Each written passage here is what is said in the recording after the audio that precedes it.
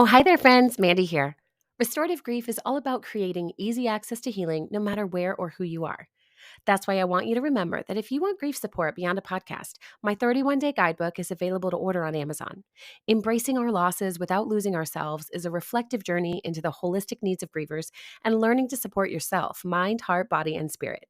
Don't just wing it. You can lean into grief work with a guide. The link for the book and more are available in the show notes, and as always, you can reach out with questions. But for now, let's get on to this week's episode. Welcome back to Restorative Grief with Mandy Capehart.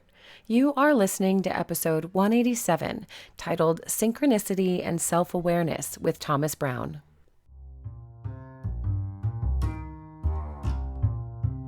How much of your story is understood through the lens of self-awareness? Today, my guest is author, artist, and mental health advocate Thomas Brown. In 2012, Thomas allowed his own story of loss and a moment of synchronicity to catalyze him and a friend onto a bike ride across the nation, creating opportunities for honest conversations about suicide loss and the healing power of art.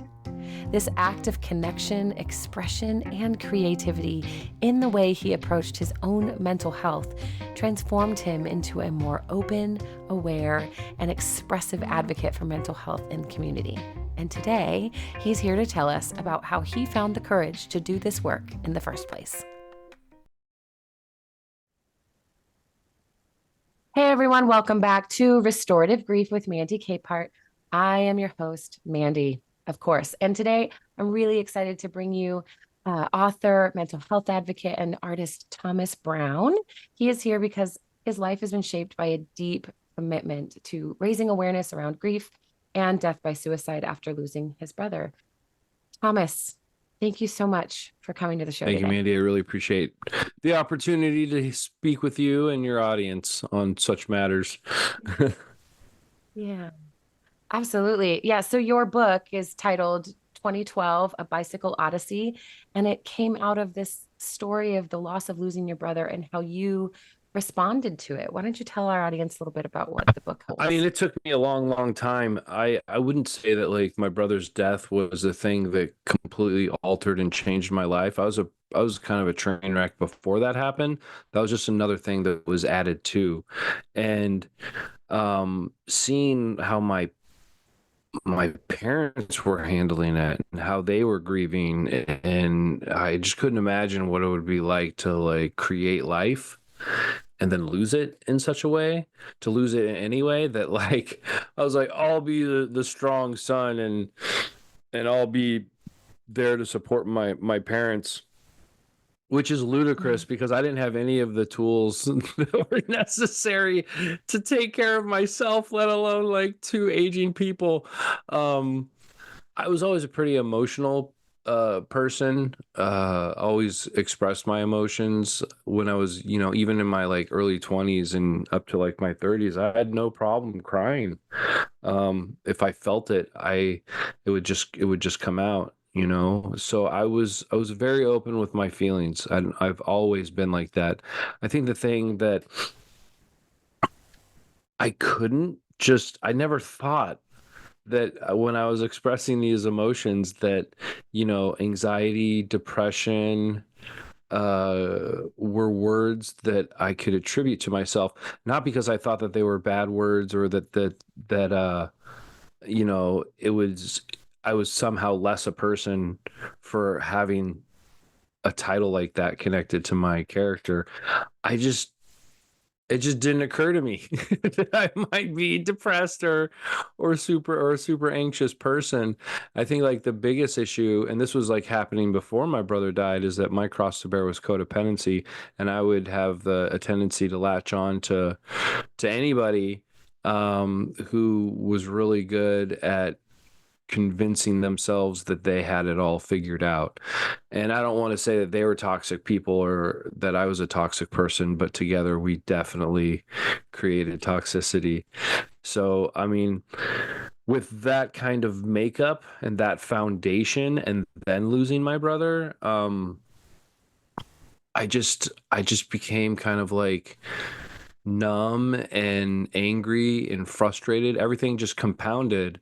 Uh, and it wasn't until probably like 2006 that I always had these aspirations and these dreams, but because I was sort of codependent, like I didn't want to like set out on a journey by myself to do it, you know? Like I wanted to go to film Mm-hmm. school, but I wanted my buddy to go with me because we were both like big film buffs and we would talk about ideas, and he was just kind of lazy, you know?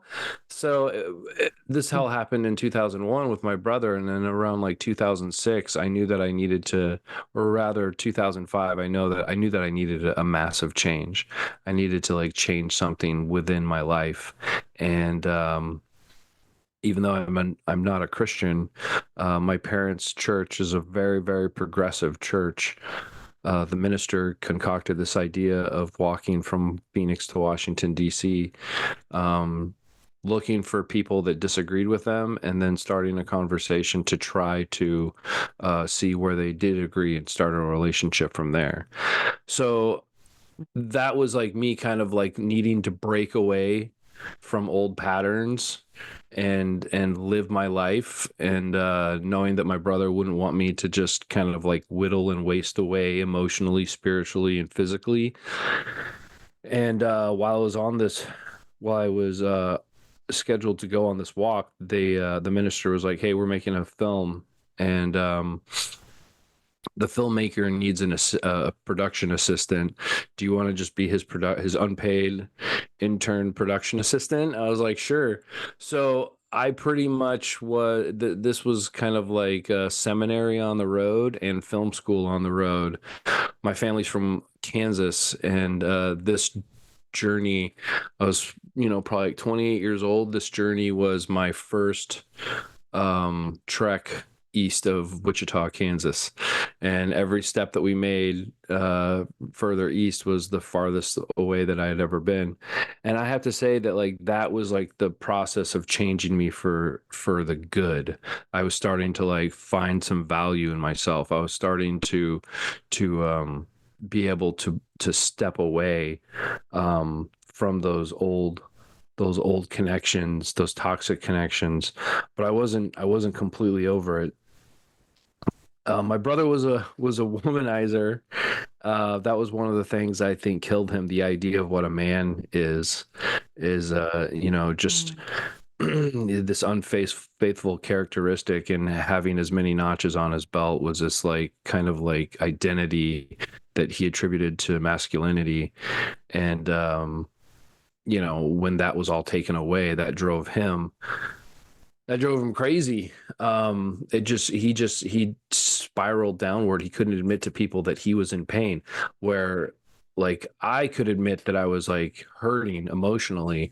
My brother had to attribute some Mm-hmm. physical, some type of like physical uh disease to why he was like changing. And I say all that because the one thing that I hadn't changed, even though like I'd finally found like a professional and artistic and creative path that I wasn't afraid to venture out on my own, I was still in a relationship with a woman, and it felt like I was dating my brother. Just very, very toxic, horrible relationship, and I just couldn't cut the strings of that.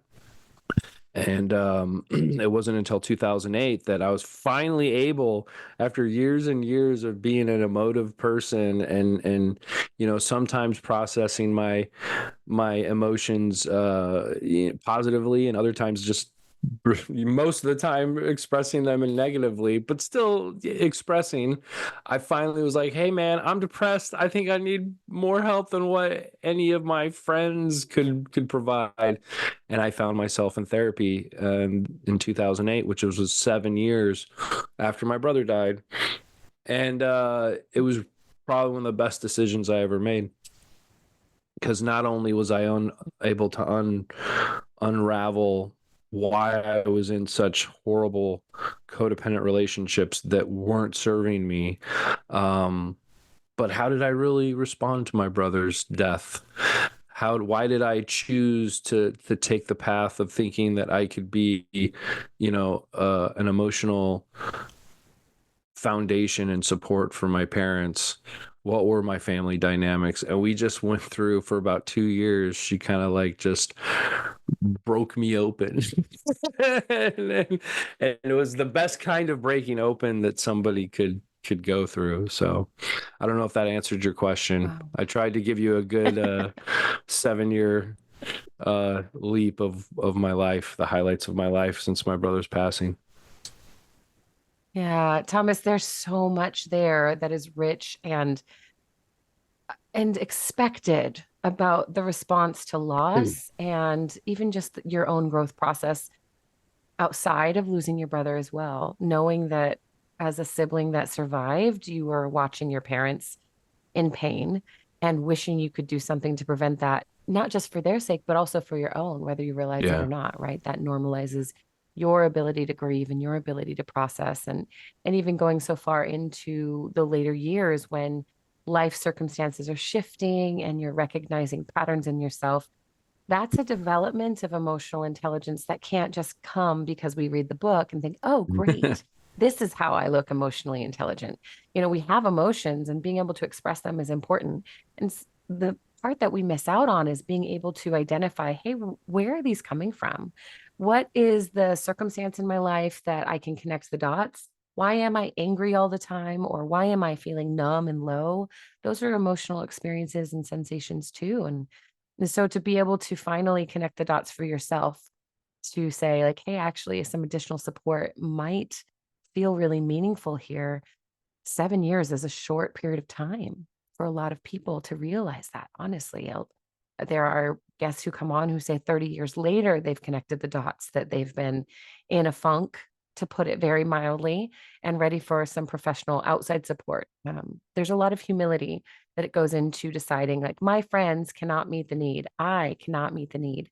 Somebody else with distance from my circumstances, I need that lens to come look at some circumstances for me and help me kind of sort out what's next steps.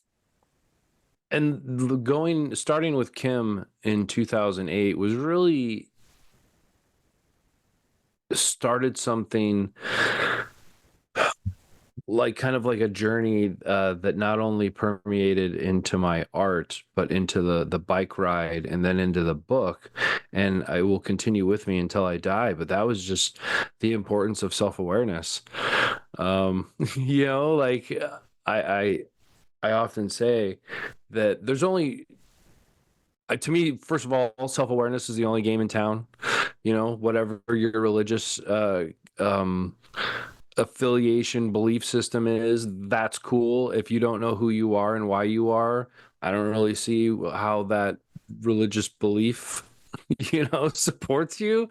And this is a guy that walked across the country with like a bunch of Christians who didn't believe in Christianity at all. I just feel like if you don't know who you are, I can, like, life is like you're given this map and there's this giant X on it, and X is your boon, whatever that is supposed to be.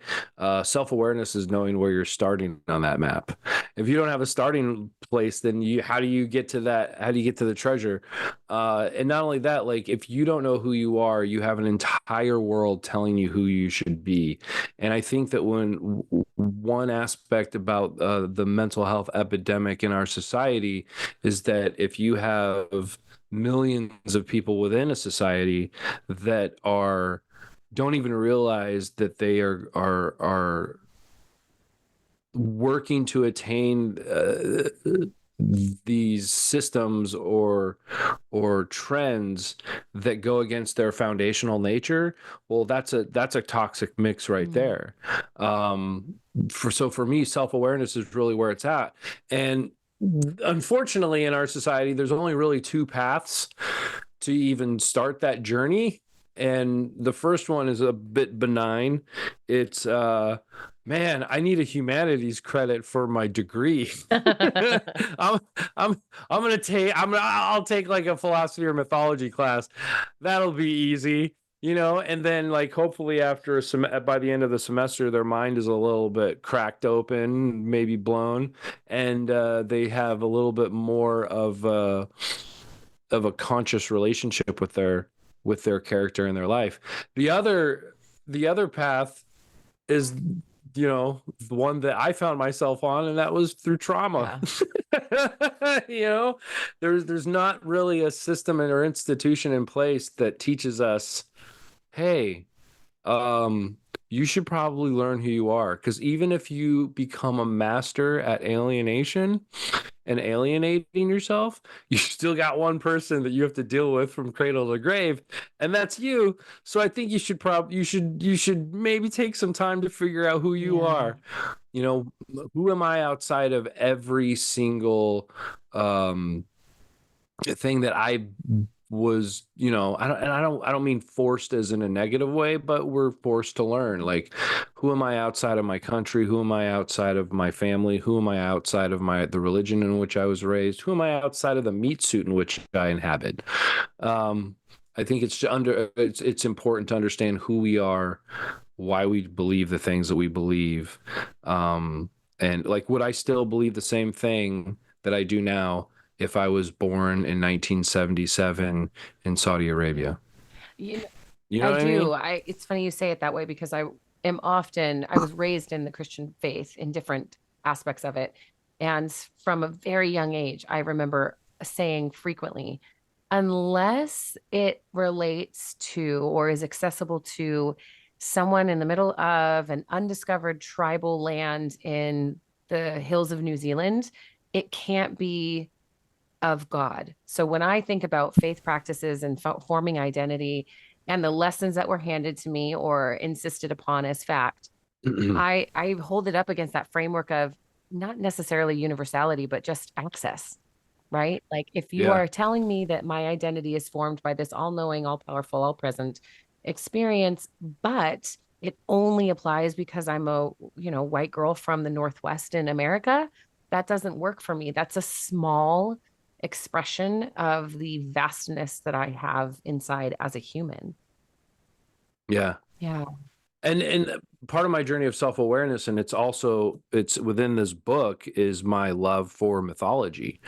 Like, my entire book, chapter to chapter, is literally intentionally stuck to the format of Joseph Campbell's monomyth of the hero's journey.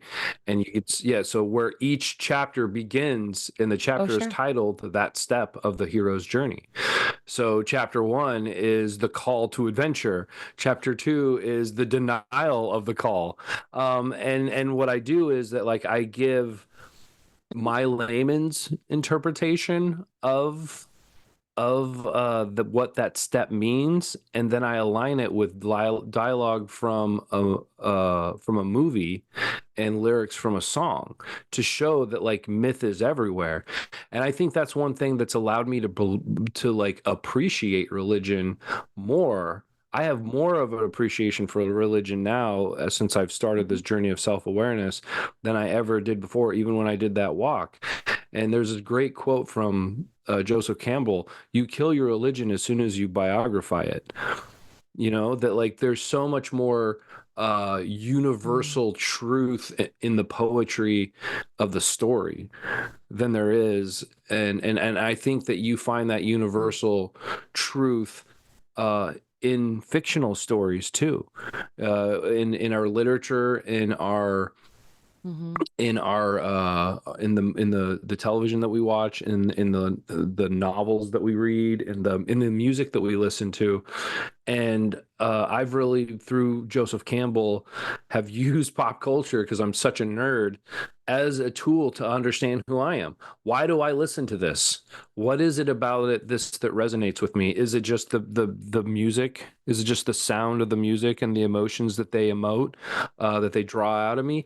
Or is there something about the lyrics that is Mhm. speaking to me? Why do I watch this television show? Do I like to have a hate on for this certain character that is just, I get off on the dopamine of hating this character? Or is there something in there that I see my shadow self a part of? Or is there something about a character that I Mm. want to aspire to be, or that I see a trait of myself within? Why is it that, and it's not, it doesn't matter how commercial a piece of art is, it's still every motif comes from human experience. So it's going to be in there no matter how generic and commercial it is or how artistic and novel it might be. So that was one thing. And this all kind of started in therapy was when Kim gave me uh, the book Ishmael by Daniel Quinn, and it's a fictional story. It's a 3-book series, and it talks about narrative and story, like a personal story, and how to see your personal self and separate it from your national story, but understanding where we come from as a people through our worldly and national stories. Um, and and so like that really just forced me to look at myself in a different way. Not only was she giving me meditation techniques to really like learn to listen to my body, but she was helping me through art in a way, through literature in a way, to recognize that you know, when it comes to self-awareness, you have the body that you got to pay attention to, but then you also have the character that you have to pay attention to. Who am I? Why do I do the things that I do? And what do I want to do within my life? And do these people, do these relationships that I'm a part of, do we serve each other in a way that's to the highest good of both of us? Um, and it was really important. I don't think I could have done the Yeah. bike ride if I hadn't gone through therapy with Kim. It would have been impossible.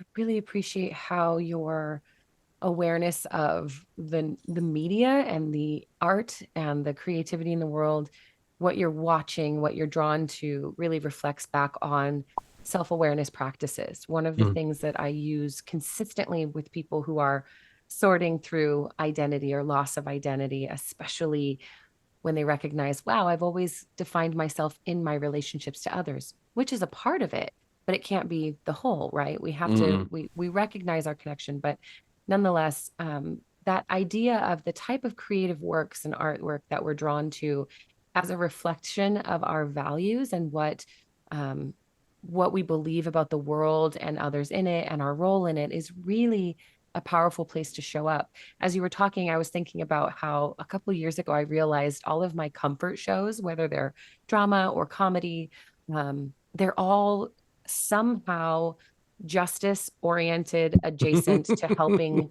careers. And to be fair, there are a lot of like rescue shows and police shows that are out there, but my predilection for justice and protection of the vulnerable is so strong.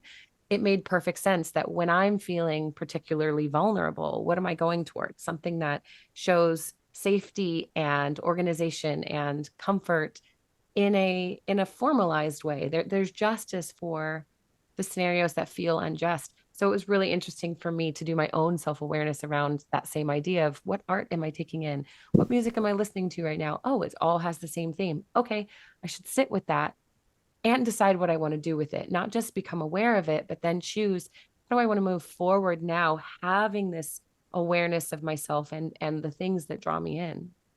You know what's crazy is that like I've never been a horror fan, you Sure. know, and I'm like going through like a horror seance in my middle age, and there was a movie. There's something about it, like feeling like creeped out in an audience, and then I just start laughing. I like lose it. Like if you don't like horror films and you go to a horror film with me, you'll digest it differently because you're going to have a madman cackling next to you uncontrollably. But there was like a movie that came out a couple years ago called Barbarian, and it's a kind of a slow burn, and it's a really horrifying story too. But and it's all about relationships between men and women. You have like there's 3 different relationships that are kind of like explored, and there's one that could be like, you know, the sweet person, but still a woman has to be like have her guard up, even with like with like the sweet person, because he's a stranger and she doesn't know who he is, and it's just a situation that the character is. And then you have another relationship where the guy is an obvious like Me Too predator, and then like the crux of the film is like this background story of this just like evil dude that has done evil things to women, and there's Mhm. these consequences. But like seeing the three different layers of these relationships really kind of gave me a perspective, like because the main character is the woman, she's the hero of the story, so like it allowed me to kind of like step into her shoes and into women's shoes, and to like really um understand the necessity of being guarded. Mhm. But like to find that value of that story through a horror film is Yeah. just like, to me, astonishing, and I love it. Like that's just what I love about story. I think like the more we have more of a intentional, aware, conscious relationship with the media that we have, that we consume, that it allows us to reflect deeper and have, or at least more playful, have more of a playful reflection of Mhm. ourselves, to learn our own story and Yeah. I love, hopefully find our own blind spots. yeah. I love that acknowledgement of the playfulness of it. When you said you laugh at horror movies, I giggle to myself because it's a nervous system reset button. When you can laugh in the face of danger, you're signaling to your nervous system, "Hey, we're safe enough to take it down a notch. This intensity is not actually threatening us. We can relax and enjoy it, and shake off the adrenaline that comes from horror movies." So that just as an aside, Yeah. my love of the nervous system made me want to say that. But speaking of story, let's talk about your book for a minute. The bicycle trip is separate from the walk. Yes. Yeah. So let me try to like get all the how it came about. I think I love synchronicity. To me, that's like the universe trying to speak to us. Um, so when I first met Zach was the first individual outside of my family that I had ever met that had lost somebody to suicide. He lost his brother. And Zach and I met each other at this park, this after school program that we worked at, that we were part of this like giant city structure. And he was covering at this park that I worked at. It happened to be the same park that my brother worked at when he died. Oh, wow. Um, so that's one little bit of synchronicity that I didn't even realize at that time. We decided to like hang out at a coffee shop late at night that was open till like midnight, and I meet up with him like around 9 or 10 o'clock at night, and he's sitting there waiting for me, and he's reading book 3 of the Ishmael series, and I Oh, was just starting book 2. So we had that little connection, and again, art being a catalyst of connection. And so we talked a little bit. I told him why I was in therapy, started talking about my brother, and then about a few hours later, he tells me that he lost his brother to suicide. And then that was like the connection number 2 or 3, if you count the rec center that we met each other at. And a few days later, I just was interested. I'm always interested in birthdays. I'm not a big astrology person, but I like to dabble. It's a playful thing, not mhm. to be taken too seriously. And I asked him what his birthday was, and Zach's has the same birthday as my brother, Oh, September wow. 7th. So we were just, and we found each other. It's 2010. So 2 years after like starting my therapy, and him and I start our friendship in 2010. I'm done with that old intimate relationship with my older partner, and I'm in a new one. And one of this woman's jobs is that she, well, not jobs, but she was a photographer and and did some modeling, and then she was also part of the pinup group Suicide Girls, which is an alternative form of beauty, meaning tattoos, piercings, and colored hair. So Okay. I flippantly made the joke that these were my suicide friends. One, because Zach actually had a connection of losing somebody to suicide. The other person was connected to an organization that just like used like a loaded word to try to look edgy. Sure. So 6 months later, June 2010, I'm doing a photo shoot for a Suicide Girls community party in a bar in Old Town Scottsdale. And it's not really my scene. I feel like I'm thriving in film school. I've broken away from a lot of those toxic relationships. I met Zach, and I'm in like a much more fun relationship. Of partnered relationship, intimate relationship. And but I'm doing this photo shoot, and I'm just like, it's kind of like just like an editorial shoot. And I'm still feeling there's like something gnawing inside of me, nagging inside of me, just like, okay, you're doing pretty good, but there's something that's screaming for my attention. So I'm just, I don't like being out in like clubs or anything like that. So I was nice to have the camera to hide behind. But I called Zach up. I text him up. I was like, "Hey man, come out and hang out with me." And when he meets up with me, I end up having this like existential like rant. And I tell him for the first time about my walk across the country and how there's something inside me that yearns to do it again. Like the first time I did it for somebody else's mission. Like I want to do it for myself. I don't know what to do it.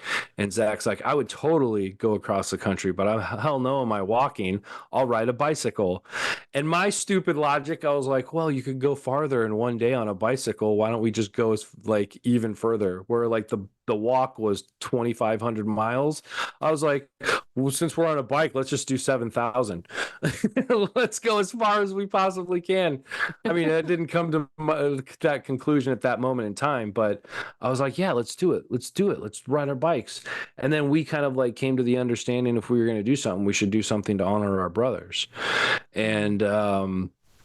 And at that point, I felt like I had come to a complete acceptance that my brother is gone and the way that he left this planet, Mm. by his own hands, through his own um, emotional, strife. So I think I was like really ready to talk to people and learn from people, and he listened to other people's stories. So like this bike ride really became for me a mission to listen to other people and find out their stories, and like how, did their communities respond? How was the interaction with law enforcement? What tools did they find to help them in their healing journey? So Zach and I had this conversation in June. We met and started hanging out in January of 2010. We had this conversation about a bike ride in June 2010. We kind of like mulled it over for a little bit. And then we decided in February 2011 that we were going to do it. And we had 13 months to train and plan and raise money. And 13 months sounds like a long time, but it's never enough time. Um, and originally, like, I wanted to raise enough money to have a support vehicle and have the driver be somewhat knowledgeable about camera works, because I wanted to do a documentary about the bike ride and all the people that we met and all the stories, and collect all the stories. I realized pretty soon, because we didn't raise that much money, that I couldn't do it on my own. I couldn't organize. I couldn't continue to like talk with hosts, cities away, ride the bike, have the conversations, and then try to like make a film at the same time. But I still collected footage and I still recorded interviews with people, and that became kind of like the ultimate resource for when I was writing the book. Um, but yeah, it took us 13 months to try to like figure it out. We come up with a route, hundreds and hundreds of cold calls to different crisis centers, telling them our story, seeing if they'd be willing to meet with us, if they would be willing to organize their community to meet with us. And that became like this probably this like the next most transformative experience that I'd ever had in my life. Um, I gained a tremendous amount of confidence and a sense of self that I'd never had before. Yeah. Um, the one thing that I really appreciate about these kind of like weird journeys where it's like maybe you and a small group of people, or maybe you and one other person, is that as much as community is powerful and important, um, I think subconsciously our community tries to narrate our story. And it's Yeah. good to separate yourself from a community, like any like separating yourself and understanding who you are outside of the faith you were raised in, the nation that you were born in. Mhm. Separating yourself from your community allows you the space to be like, okay, who am I outside of this? Who am I? And that was monumental for me. Really getting such a beautifully strong theme of how your process spent over years is normal, obviously. Also, that's not obvious to so many of us.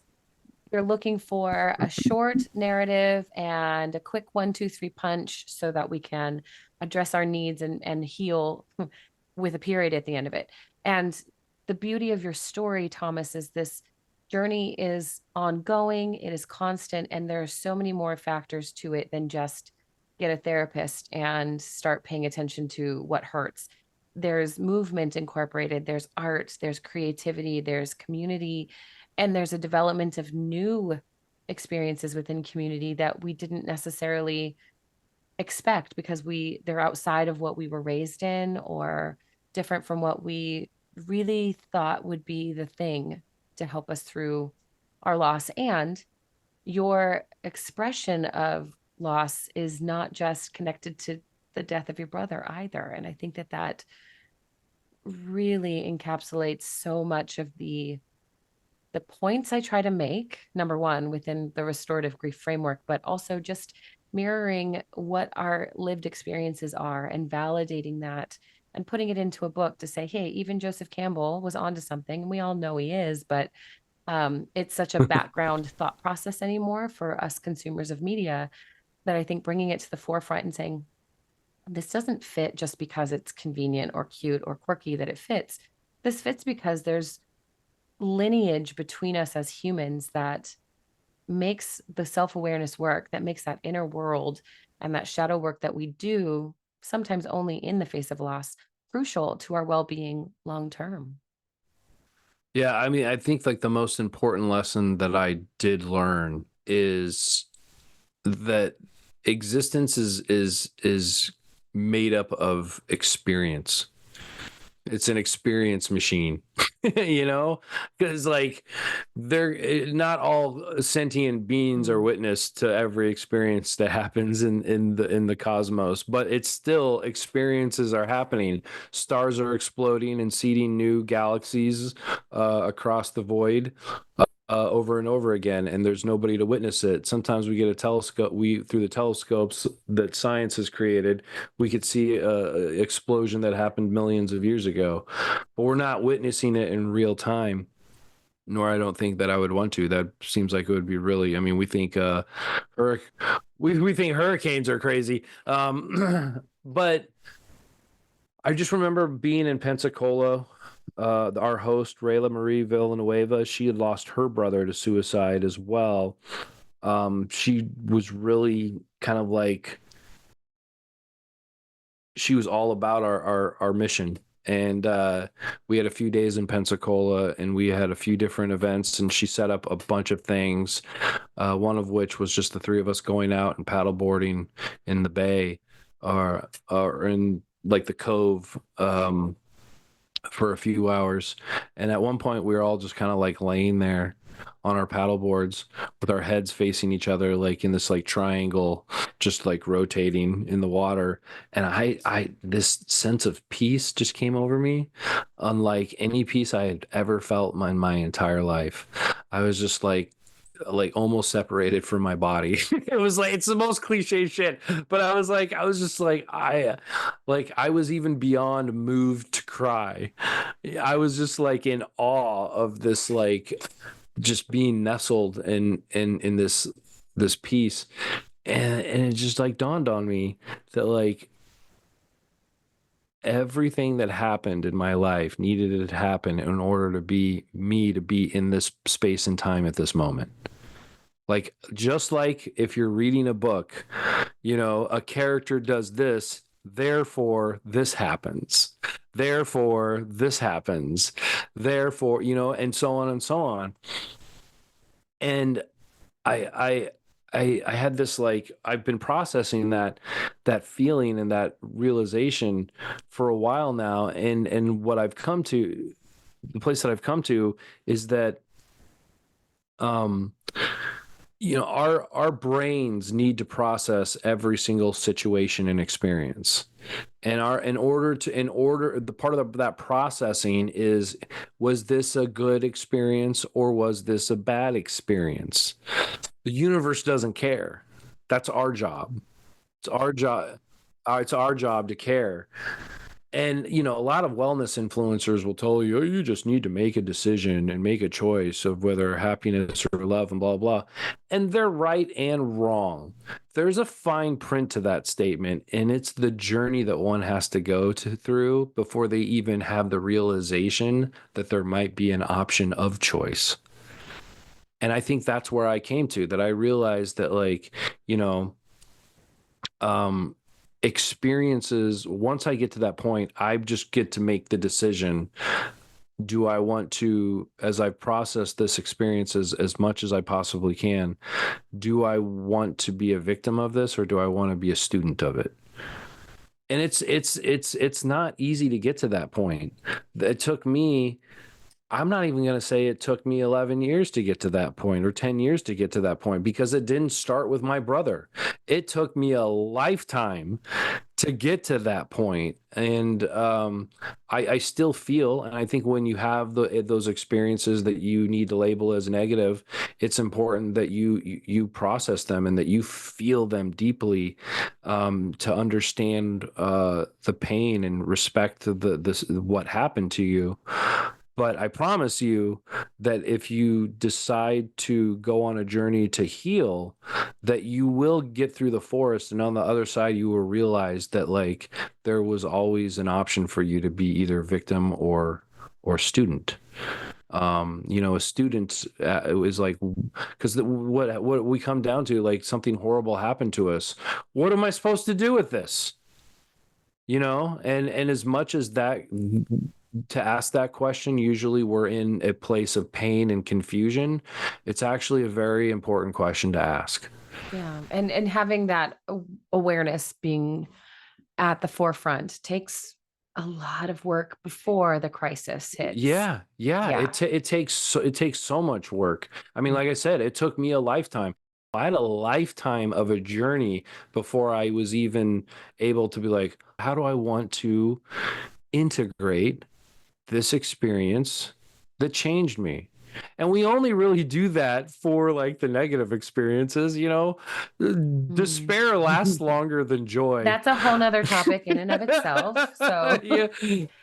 Thomas, this has been such a beautiful conversation, and I love your openness to share how that self-awareness has grown within you, and how even this awareness and attention towards synchronicity, it's something we overlook. It's something we can attribute to, the cosmos, or to God, or our understanding of faith, or even just our own, acts of manipulation that we put into the world to try and draw good things to ourselves. But I really love bringing attention to it, because it means we're paying attention, and it means that we're open and noticing what is going on around us. And to your point, how that positive or perceived negative experience can really give us a permission to shift on our trajectory and where we're headed. So, for anyone that's interested in reading your book, obviously they can buy it online, and I'll make sure that there's a link in the show notes. But where, if they want to hear more about your story, or your perspective, can they get a hold of you? Uh, Everything is connected to a website called Mhm. risephoenix.org. That was the banner in which we rode our bike cross country, was Mhm. Rise. You can find a link to the book 2012, A Bicycle Odyssey, Uh, it's sold through Amazon. There's also there's a bunch of like information on the bike ride, photos of the bike ride, links to mental health advocacy groups and art organizations, advocacy groups on the website, and my own podcast channel where I don't do inner monologue, or I haven't done it in a while. I don't consider it over, but it's still there, and there's like over 300 conversational interviews. So of other people more interesting than me sharing their story. But I hope people like the thing about the book 2012, A Bicycle Odyssey. If you lost, there's a lot of threads in there of interest. If you lost somebody to suicide, there's a thread in there for you to resonate and connect with. If you like cycling, there's a thread in there for you. If you kind of like beatnik, I know that's an old school term, but if you like beatnik on the road, kind of like weird cross country adventures, there's a thread in there for you. If you're down or curious about the mystical and mystery of life, there's a thread in there for you. If you are a pop culture nerd, there's a thread in there for you. And if you dig one or two or all of those threads, then I think that you might enjoy this book. I love it. Thomas, thank you so much for making space and joining me today. And I can't wait to hear how this is received. Thank you so much. Thank you. I appreciate you. Thank you for listening to episode 187 of Restorative Grief. Becoming open to possibility, opportunity, and hope is a core tenet of restorative grief. And Thomas's journey, both to the bike ride and on the bike ride, is a testament to how powerful our openness can be as a tool for integration and healing. Please be sure to check out the show notes for a link to his website, risephoenix.org, to learn more about his work, advocacy, and to buy a copy of his book. If this is the first time you've joined the podcast, thank you for being with us. These conversations help us to normalize the intensity and overwhelm that accompany loss. Although this journey and story are relatable, your story is unique and just as necessary to understand and share with others. So take a cue from Thomas's work and the rest of my incredible guests on this show and start telling your story to anyone who feels safe, who will listen, and who can honor where you're at. Thank you again to all of the patrons of this work for making the podcast possible and sustainable. If you are interested in learning more about restorative grief, visit mandykapart.com or find me on Instagram to ask your questions. I love connecting with listeners, so reach out, don't hold back. And as always, before we go, one last thing. Please remember, the only solution for grief is to do the work of grieving. Thank you for listening. I'll see you next week.